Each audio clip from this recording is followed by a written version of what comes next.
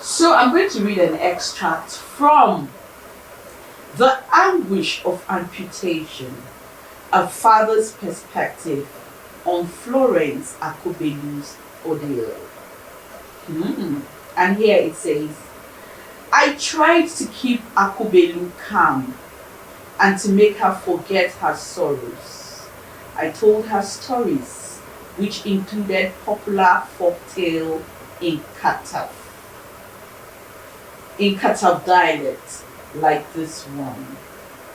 And he started, once upon a time. And of course, before I get into this, once upon a time, on Against All Odds today, we have the incredible Florence Marcus on our episode. A trailblazer lawyer and amputee who has left no stone unturned to become who she is today. I'm sure you want to sit tight and enjoy this episode with us, where Florence will let out the story, how it all began. My name is Tushima Ayosikirabi, and the program is Against All Odds on the Nigerian Television Authority, the NTA. Don't go away, we will be back shortly. Don't go away.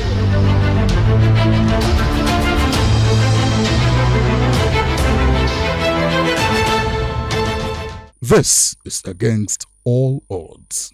We appreciate this time you've actually made out. Thank you for letting us into the privacy of your home. And what's his name again? Charlie. Thank you for letting us in, even though you're so protective. Like, don't touch her. Don't come close. Why are you looking at me like that? Okay, so Florence, at what age, even though we know this book has it all, but what can you remember about your amputation? On the 28th of November 1989, I was traveling with my elder sister, who just had her baby Joshua. He was 3 months old, and she was traveling with him for the first time to go visit my dad so he could see the child. I wasn't living with my sister. I just visited her when my mother traveled to see her for the Omugo. So my mother went with me, being the youngest daughter, and my sister was so fond of me. My mother decided to travel with me to visit my sister in Zaria. My mother left me there because my sister would eventually travel back home to take the child so my father could see his first grandchild.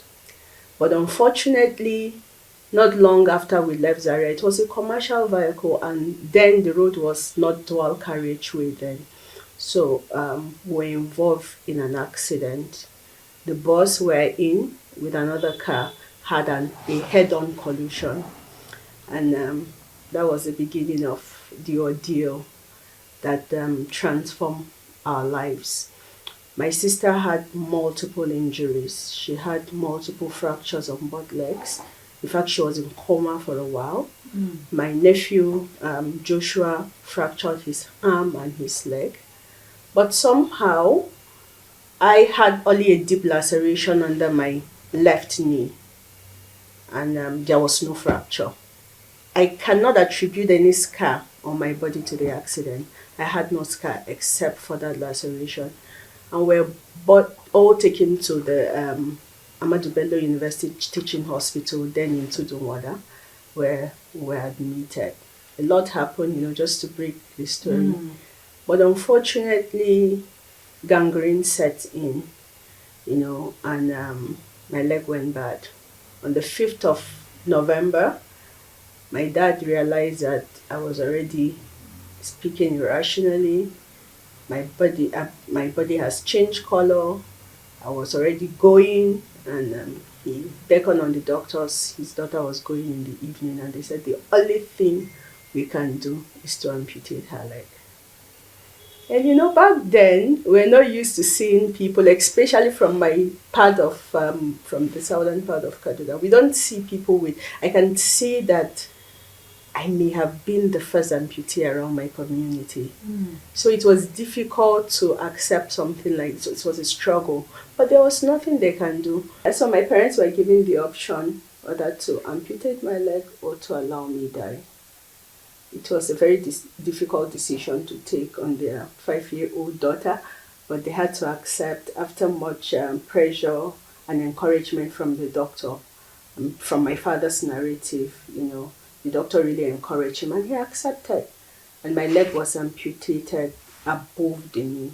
So you can see the injury was underneath the knee, sorry.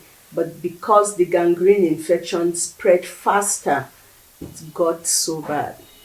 So I would have even had either a hip disarticulation, but the doctors were able to salvage it, and I had 2 surgeries, and that was the beginning. But there are some nights, there are some things that will keep haunting you, even though I was a child. But I tell people and I tell my father that I still remember the moment I realized my leg was amputated. And this was how I remember it. That night, I thought the leg was bent, and it was a very dark night for me as a child. Like, the memory was still there for a long time. Like, my leg was just bent. And I begged my dad, can you please stretch my leg? And my dad started crying.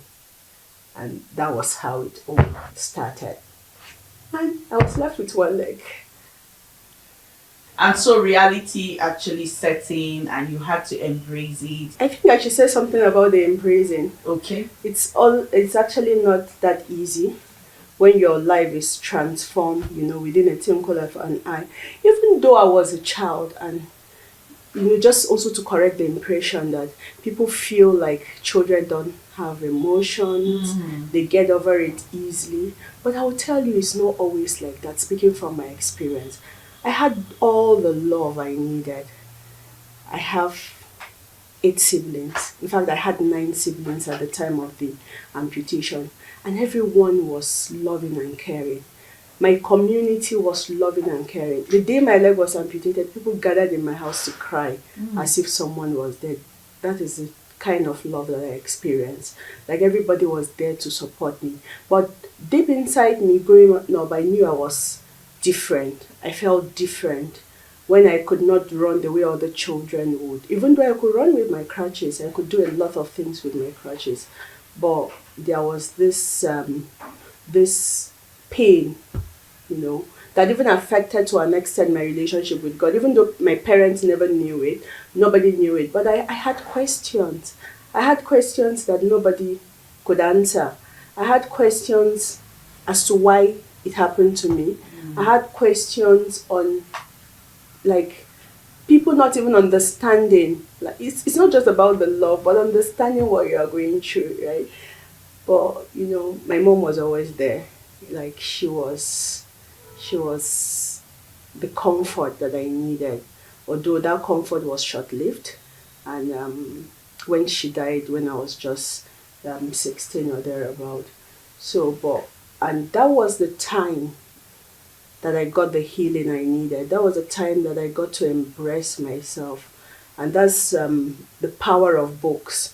When my mother died, my uncle gave me a book. I have it in my bookshelf, and the title of the book is What God Gives When Life Takes. And it's a story of a lady that had an amputation. And life took her leg. But the answer I got from that book is that God gave her himself. And that was when I embraced God, and that was when I embraced my disability. I got to embrace and accept myself as I am. Even though to every child, Akubelu was a happy child. She was happy. She had everything she needed. But deep inside of me, I knew something was wrong. But that book brought about the transformation. That book led me to another book because the author mentioned the story of Johnny Erickson Tada. Johnny is an American lady that had a diving accident, and paralyzed from her neck down. She's a paraplegia. I have lots of her books on my shelf too. And the way Johnny accepted disability, and seeing this lady in the US, they were just doing everything. At that point, God brought about the perfect healing that I needed. And I decided that, oh, if it is a mystery, God just transformed it into a ministry for me.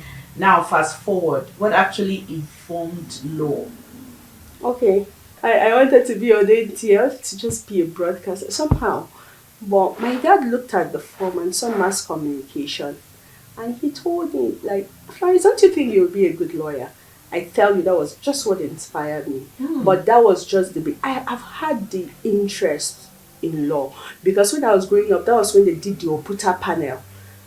My dad was always watching that. We're always watching that. And I saw the lawyers, the way they were talking, they were articulate. I'm like, no, I want to wear this thing. But my environment, the circumstances around me was fighting that.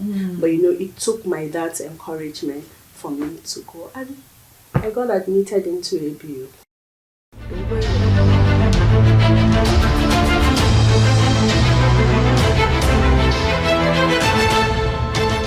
This is Against All Odds.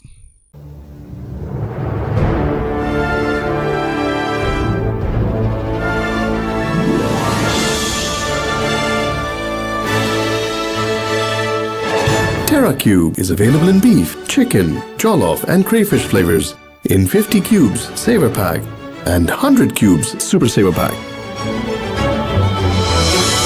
TerraCube, unwrap joy, unleash taste.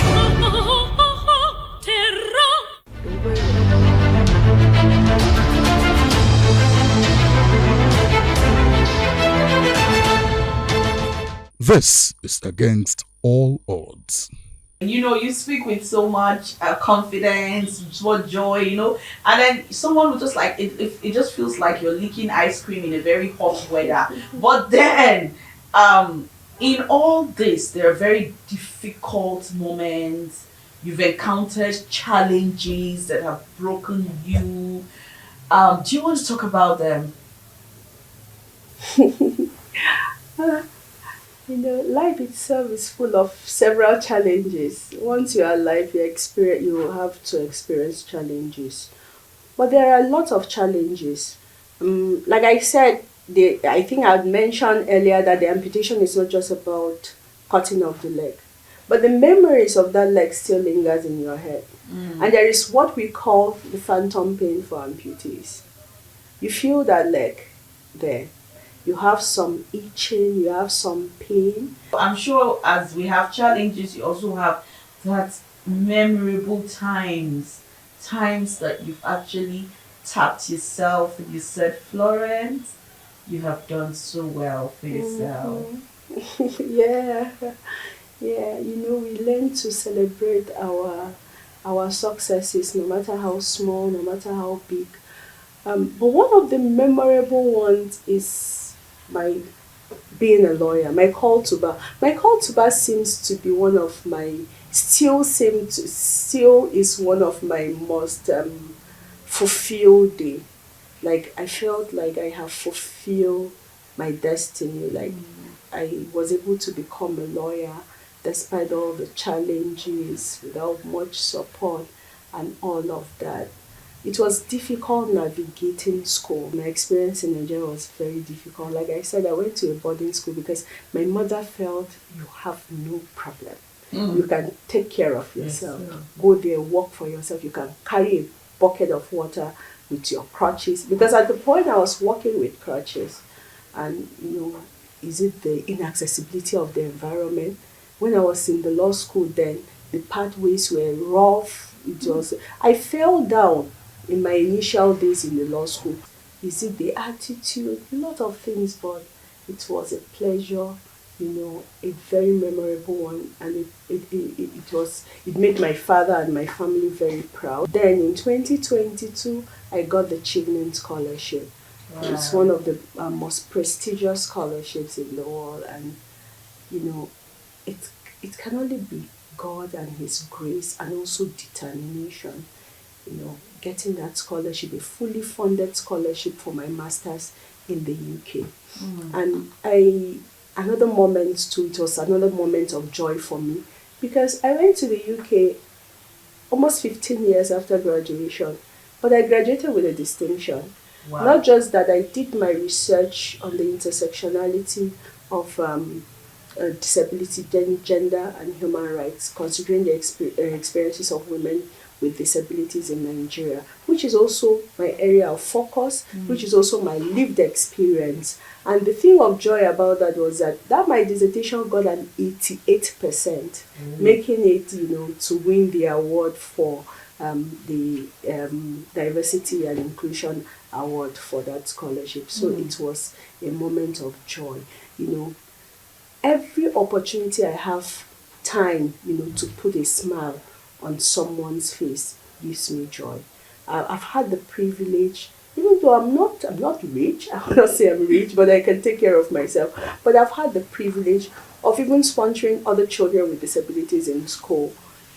Not that I'm taking credit for it, but it's just an opportunity that, I had this opportunity, I want to also give it to others. I want others who have not experienced it, to experience it. This is me and my mom. This is me. Matriculation in ABU matriculation, convocation, NYSC. I thought I had my photo picture. No, don't talk. So this is at the Taj Mahal. These are some of the prosthetics I've worked with. Like this one, you can see when I was all of them were not so good at the time. Your father decided to put this in writing to stand the test of time. What do you think inspired this? My dad was looking at the experience. That's why the story is just a narration of what he went through, what he saw me went through during the process of my amputation and seeing me growing up and all of that. You see that the story stopped at the point. One of the things why he did that was also to help other parents and other families and other persons with disabilities, that there is hope.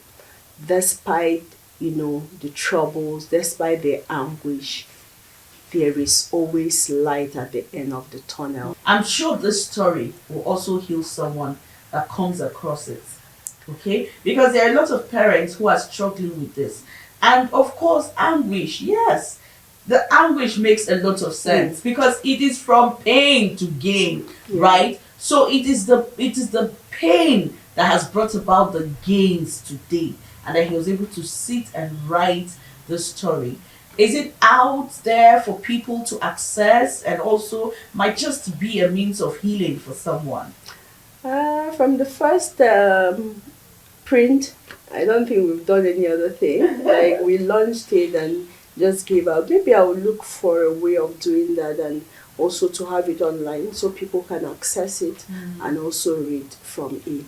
I personally have not read through the book. And I want to confess this because I never felt I could be emotional because it's my own experience. But when he gave me the thing and I started reading it, I was supposed to help him type it, the manuscript. I felt very emotional and I could not read it myself. But I know that with time I will sit down and also go through it and develop it, because I also have to write my own perspective, and that will make it a complete book. Sure. So I will also find a way of making it available. I was just looking at this pretty girl, standing here, and then you said her name is Florence. Flory. Yes. And Flory looks like you. Yes. And Flory is also an amputee. Yes. Wow. A doll with disability. Yeah. I haven't seen one. I'm just seeing it for the first time. Talk to us about this. It's children that play with dolls. And children sometimes grow up not understanding the diversity that is in the society. For the concept of doing this, is just a testament that I am seen. It's just a testament that even my challenges, even my peculiar looks are recognized by the society for someone to have put this. So it's just the beauty of diversity even in dolls. Oh wow, this is interesting. Also, thank you to Sarah, for Flory, for bringing this sunshine into the life of Florence. It means so much to her. How do you think discrimination can actually be curtailed? Is it that advocacies are not enough? Probably when we start from the homes, when we help our children to understand, to accept people the way they are, and to be empathetic.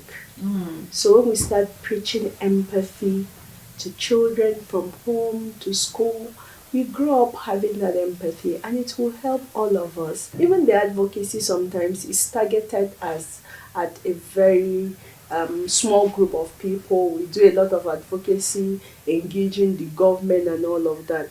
So tell us about your relationships. I'm happily single. I'm happily single. Happy. I love to cook. I really love to cook. And I will consider it a hobby to an extent because I am not a foodie. So I don't cook to eat, but I take pleasure in cooking for people. I love driving. I can drive distance. Like, for me, driving is therapeutic. When I'm on the steering, I find time for myself. Like, I feel I discover myself more when I'm driving. Sometimes in 2017, I was doing a master's in ABU. I drive myself from Abuja to Zaria every Friday for my lectures. Friday, Saturday, after my lectures, I drive back. And during those times, I have time to drive. So I love driving. And I swim too. Yeah, it's a hobby that I discovered lately, and it's also very therapeutic. All right, so I'm sure before we run, you want to give a word of advice there.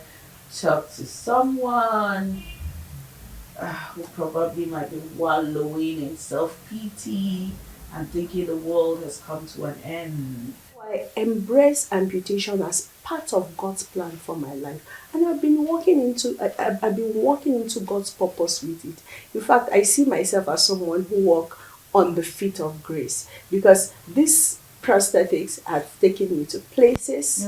This amputation has taken me to places. So we don't talk about the challenges without also talking about the privileges. So whatever you are going through, whatever misery, hand it over to God.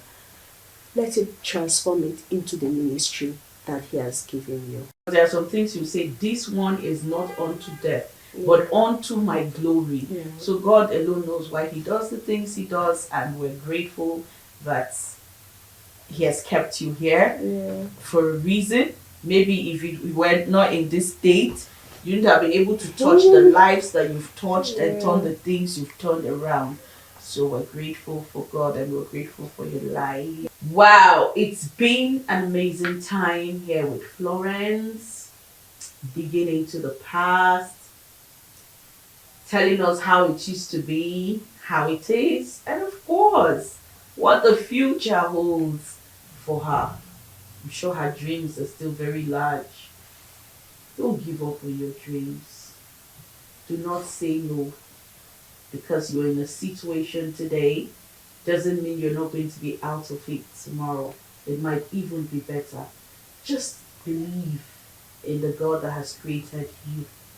That definitely, at the end of that dark tunnel, you will be fine. Just make yourself happy and give yourself that peace. Thank you for staying with us on this program, Against All Odds. We hope to do this again with you next week, same time, same channel. My name is Tushma Pius Ikerafi.